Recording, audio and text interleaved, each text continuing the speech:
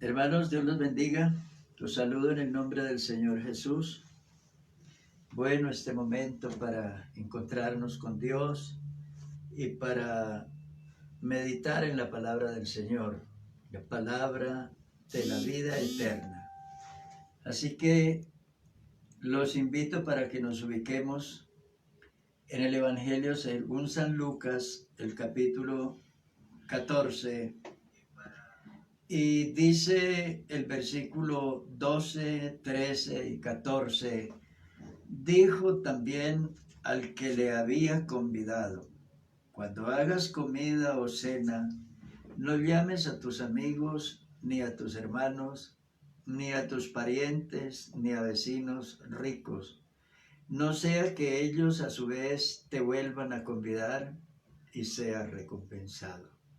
Mas cuando hagas banquete, llama a los pobres, los mancos, los cojos y los ciegos, y serás bienaventurado, porque ellos no te pueden recompensar, pero te será recompensado en la resurrección de los justos. Eso dice la palabra del Señor. Todo a raíz de que el Señor fue invitado, dice que fue invitado por alguien, invitado, dice que a unas bodas. Y entonces el Señor le dice que cuando alguien lo invite, las personas generalmente tratan de ubicarse en el mejor lugar y de pronto no de una manera tan respetuosa del protocolo establecido en el lugar, sino que las gentes siempre procuran el mejor lugar, la mejor oportunidad y sacar el mejor provecho de cualquier reunión o de cualquier ocasión. Los seres humanos somos así.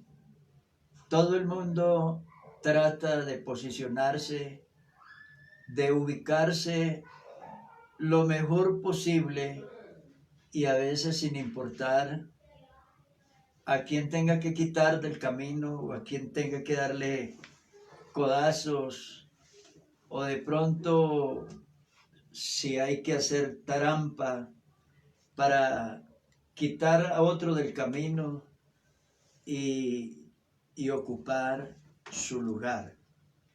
Esa es la manera como se actúa en este mundo. Unos aprovecharse de la oportunidad o de la ignorancia de otros o la debilidad de otros para posicionarse, para mejorar sus posiciones. El Señor dice que en el reino de Dios las cosas no son de esa manera. Luego dice que si una persona te invita a una comida, entonces dice la Biblia que casi siempre se invita es al amigo, al familiar, a la persona más cercana a sus afectos. Entonces dice la Biblia que ahí no hay recompensa, porque esa persona que es rico, que tiene algunas oportunidades, entonces luego le dice, bueno, ahora esto fue en su casa, yo acepté su invitación, un día te llamo para que vayas a mi casa o para que aceptes la invitación o el agasajo que yo te quiero hacer a tu nombre o a tu honor. Y es una manera de pagar un bien, de pagar un servicio, de pagar un beneficio recibido. Y lo que el Señor dice es, entonces ya tiene su recompensa, ya le pagaron, ya no hay más recompensas porque ya quedó saldada una deuda. Entonces ahora el Señor plantea su discurso y su enseñanza cuando dice, cuando hagas banquete, llama a los pobres, los mancos, los cojos y los ciegos. Vea usted, ¿a quién hay que llamar? A las personas más frágiles, más débiles, más necesitadas, a las personas que casi no tiene quien los invite o quien los llame o quien les haga un agasajo, porque son las personas que por su posición son los más, no solamente los más humildes, sino los más despreciados de la sociedad, sobre todo la sociedad pudiente. Entonces dice la Biblia que si se invita a este tipo de individuos o de personas, dice que en ese caso usted será bienaventurado porque ellos, esa gente, no te pueden recompensar, porque sus capacidades económicas, sus recursos, no les hace posible que le puedan recompensar. Pero entonces el Señor dice, pero te será recompensado en la resurrección de los justos. Bueno, en síntesis, esta enseñanza, ¿qué nos quiere decir? ¿Qué es el fondo de este discurso que el Señor nos plantea, o el fondo de esta discusión? Lo que dice la Sagrada Escritura, que en esta vida hay unos comportamientos y las personas se mueven en virtud, todo lo que se hace aquí abajo, se hace en virtud a una recompensa también de aquí de abajo. Es la razón por la cual alguien se proyecta, alguien estudia, alguien viaja, alguien hace negocios, alguien trata de proyectarse porque está esperando recompensas de esta vida, recompensas de aquí, pero no tiene nada en el cielo. Lo que el Señor Jesús nos dijo es, haceos tesoros en el cielo, donde los ladrones no hurtan y donde la polilla no carcome. A eso es que se refiere el Señor, que hay que hacer tesoros en el cielo. Y resulta que la gente trabaja para el día a día, o trabaja para acumular cosas de esta vida, riquezas de esta vida y para esta vida. Por eso el Señor le dijo al joven rico, le dijo, anda, vende todo lo que tienes y dalo a los pobres y tendrás tesoro en el cielo. Y la Biblia dice que él, a pesar de que había llegado bastante entusiasmado al Señor, a plantear un discurso, un diálogo con el Señor, unas preguntas, pero cuando el Señor le habla en estos términos, dice la Biblia que este joven dio media vuelta y se fue entristecido porque tenía muchas posesiones y porque a él le parecía que no valía la pena, pues por causa del reino de los cielos, abandonar todas esas riquezas y lujos y oportunidades que tenía en esta vida para dedicarse a una vida con proyección futura, con galardón para el futuro. Pero eso es lo que vale. Dice la Biblia que los que hacen tesoros en el cielo, allá no pierden absolutamente nada. Siempre se gana y se gana con prontitud y se gana con verdad, porque la Biblia dice que allá las riquezas acumuladas en el cielo no se apolillan ni son hurtadas, porque esas riquezas son riquezas eternas, son galardones eternos, son bendiciones que tienen un contenido y un valor eterno. Dice, serás bienaventurado, porque ellos no te pueden recompensar, pero te será recompensado en la resurrección de los justos.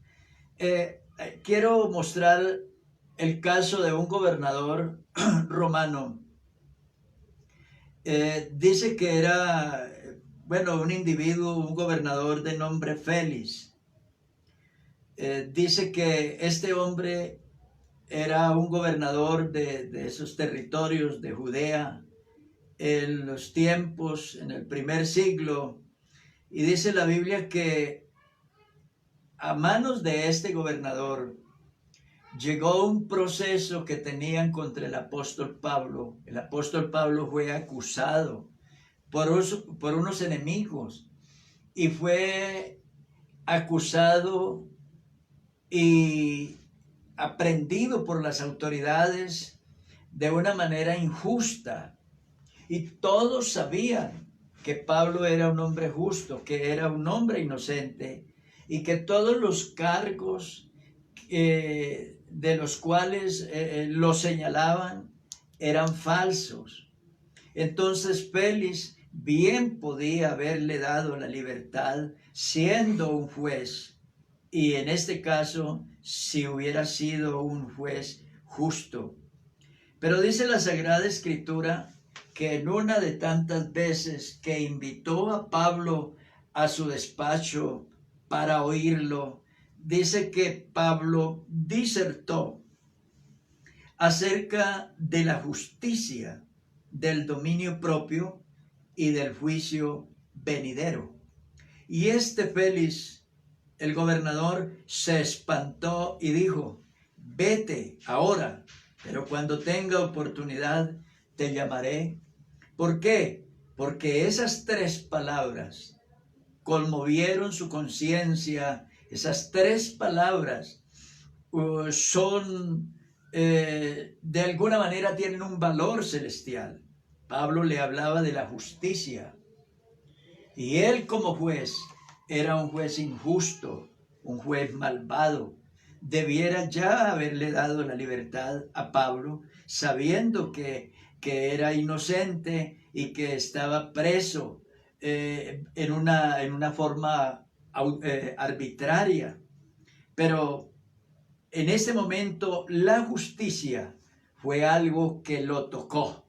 La segunda palabra fue el dominio propio, o sea, eso que hace tanta falta en este mundo, por el cual hay tanto libertinaje, tanto desenfreno, las juventudes, las masas, las personas, la gente son arrastrados por sus placeres y por sus pasiones, y no importa cuántas travesuras o cuántos daños pueda hacerle a la justicia o a la moral, pero la falta de dominio propio arrastra a los hombres por caminos de pecado y por actitudes o en pos de actitudes malas.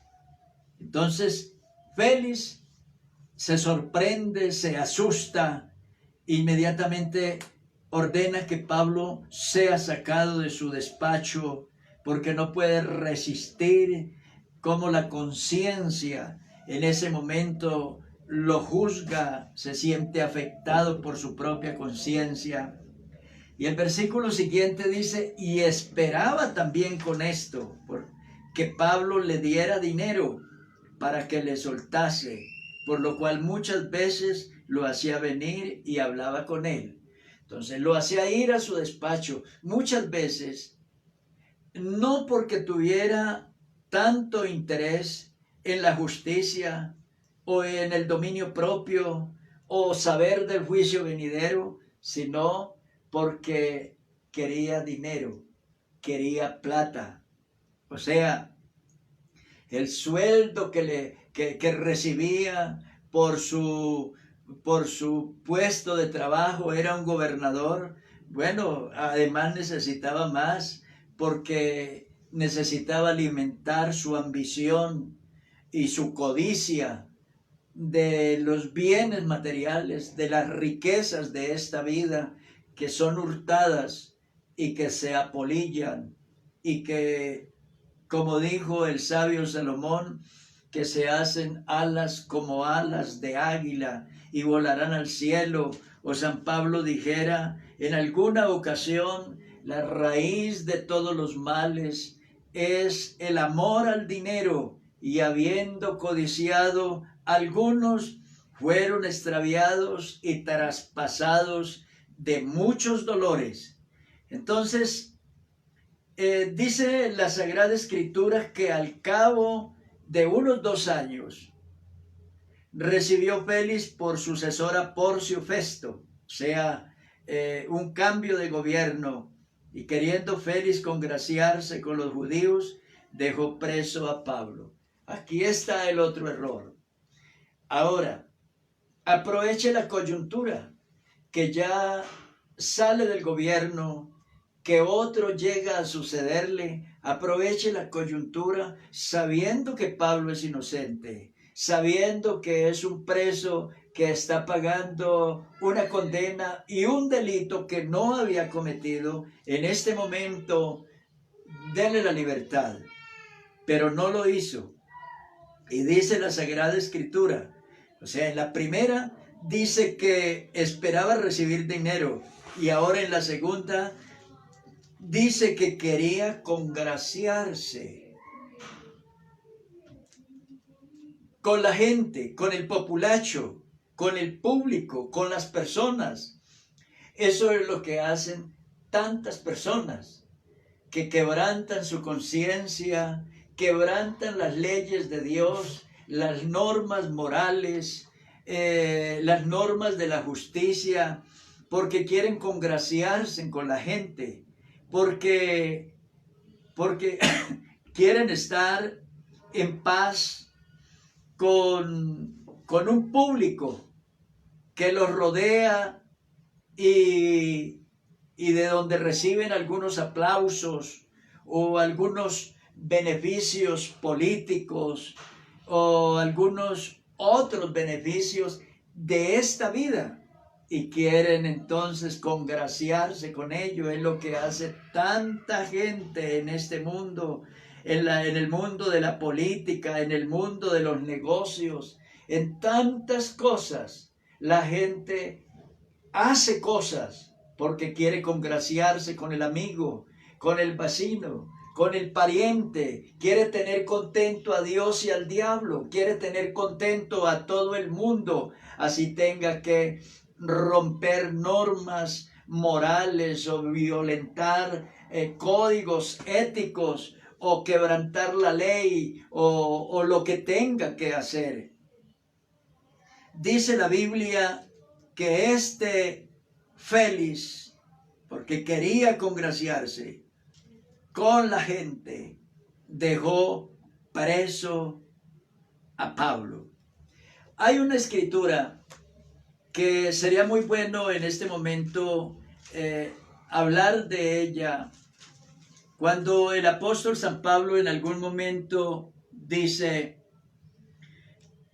porque por ahí andan muchos, de los cuales os dije muchas veces, y ahora lo digo llorando, que son enemigos de la cruz de Cristo, el fin de los cuales será perdición.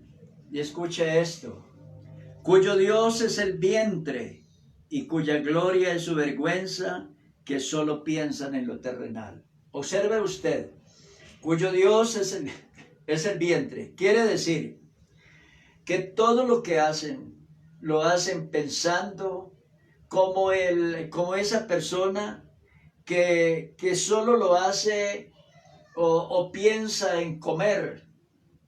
Entonces aquí la persona está pensando en acumular y amontonar y progresar y posicionarse en esta vida. Dice, cuyo Dios es el vientre, o sea, y cuya gloria es su vergüenza,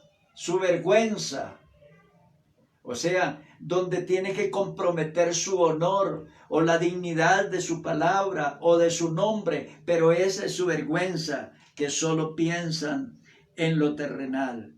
Y en contraposición con esto está la iglesia, están los hermanos, están los creyentes, cuando dice la Biblia, mas nuestra ciudadanía está en los cielos, de donde también esperamos al Salvador, al Señor Jesucristo, el cual transformará el cuerpo de la humillación nuestra, para que sea semejante al cuerpo de la gloria suya, por el poder con el cual puede también sujetar a sí mismo todas las cosas. Está diciendo que aquí hay un pueblo que es diferente, que ha renunciado a cosas de esta vida. Observe lo que le dicen, por ejemplo, los discípulos al Señor Jesús en alguna ocasión, dialogando con Él en los últimos tiempos de la estadía del Señor en la tierra. Entonces, le dicen los apóstoles al Señor, preguntándole, Señor, ¿y en la resurrección qué tendremos? Ellos lo habían dejado todo. Dice la Biblia que Pedro y Andrés eran pescadores y un día dejaron las redes, dejaron la barca y dejaron a su padre Zebedeo y se fueron en pos de Jesús. Y ahora le preguntan, Señor, en la resurrección, en la vida eterna, ¿qué pues tendremos? ¿Cuál será nuestro premio? ¿O nuestra galardón o nuestra riqueza? ¿Cuál será nuestro lugar en el cielo? Y el Señor les contesta, porque ellos le dicen, nosotros lo hemos dejado todo y te hemos seguido. ¿Qué pues tendremos? Jesús les dijo, de cierto os digo que en la regeneración, cuando el Hijo del Hombre se siente en el trono de su gloria, vosotros que me habéis seguido, también os sentaréis sobre 12 tronos para juzgar a las 12 tribus de Israel. Y cualquiera que haya dejado casas, o hermanos, o hermanas, o padre, o madre, o mujer, o hijos, o tierras por mi nombre, recibirá 100 veces más y heredará la vida eterna. Entonces, vale la pena estas palabras del Señor cuando dice, mire, cuando haga cosas aquí, siempre hágalas pensando en la vida eterna, pensando en el cielo, pensando en la vida futura, pensando en el más allá. Esta vida se acaba, esta vida termina, y el día que usted se vaya, no puede llevarse absolutamente nada. Entonces debe pensar en la vida futura y en riquezas que no perecen, en galardones que no se marchitan. La Biblia nos dice que nosotros fuimos llamados para una salvación inmensamente grande. Eso dice la Sagrada Escritura, para una salvación grande y para una salvación que no se marchita, para una salvación que no enferma, que no se daña. Dice, bendito el Dios y Padre de nuestro Señor Jesucristo, que según su grande misericordia nos hizo renacer para una esperanza viva por la resurrección de Jesucristo de los muertos. Y escuche esto, para una herencia incorruptible, incontaminada e inmarcesible, reservada en los cielos